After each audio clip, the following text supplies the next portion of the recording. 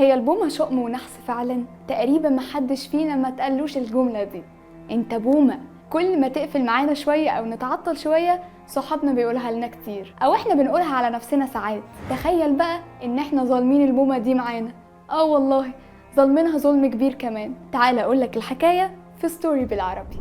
البومة طائر بيمتاز بشوية مواصفات شكلية كده. راسها كبيرة وسمعها قوي جدا، بتشوف في الضلمة بدرجة كبيرة، ودي مواصفات غالبا موجودة عند معظم الطيور. لكن البومة عندها حاجتين مش موجودين عند الطيور التانية.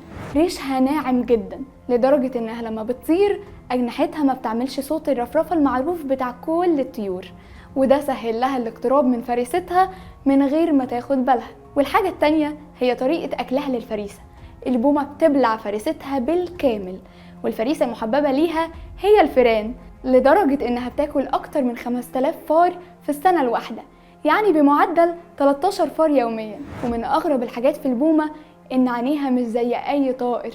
كل الطيور بتقدر تشوف بكل عين لوحدها، الا البومة عاملة زي البني ادم كده، عينها الاتنين بيشوفوا الحاجة مع بعض. بس هنا في حاجة خاصة بالبومة، وهي انها ما بتقدرش تحرك عينيها. امال بتشوف ازاي؟ البومة بتقدر تحرك راسها في اتجاهات كتيرة، وده بيعوضها عن ثبات عينيها في الجمجمة، فبتحرك راسها حركة دائرية. ومن الحاجات اللي في البومة وخلت الناس تبصلها وتشوفها كائن مرعب وحواليه غموض من كل اتجاه، انها كائن بينام الصبح ويصحى بالليل، تشتغل بقى تصطاد فريسة.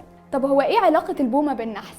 لما بنرجع للتاريخ ونشوف الحضارات القديمة كانوا بيشوفوا طائر البومة ازاي، هنلاقي ان المصريين القدماء كانوا بيحترموا البومة جدا وبيشوفوه طائر حكيم، وده بيثبته صور البومة المحفورة على جدران المعابد. وكمان اختاروا الفراعنة كرمز للحرف ميم في اللغة الهيروغليفية، وكانوا بيشوفوا ان هي حلقة وصل بين الأحياء والأموات. الهنود الحمر كمان شافوا ان البومة هي رمز الحكمة والبصيرة، وعند الإغريق كان ليها مكانة خاصة، وحطوا صورتها على عملة أثينا من ناحية، والناحية التانية صورة الآلهة الإغريقية، على عكس الرومان اللي كانوا بيعتبروها مصدر للشر، وكمان الإنجليز اللي شافوها مصدر للشر والموت، وكانوا بيعلقوا صورتها على أبواب البيوت عشان تمنع عنهم الموت.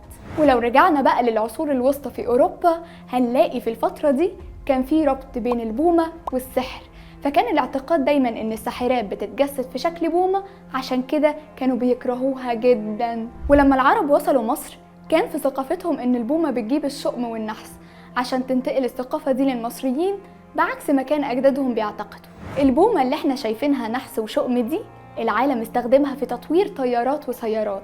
البداية كانت بعد الحرب العالمية الثانية، لما تم تطوير طيارة اسمها الشبح من قبل علماء ألمان بالاستعانة بقدرات البومة، بحيث مفيش رادار يقدر يكتشف الطيارة لأنها زي البومة مش بيطلع ليها صوت وهي بتطير.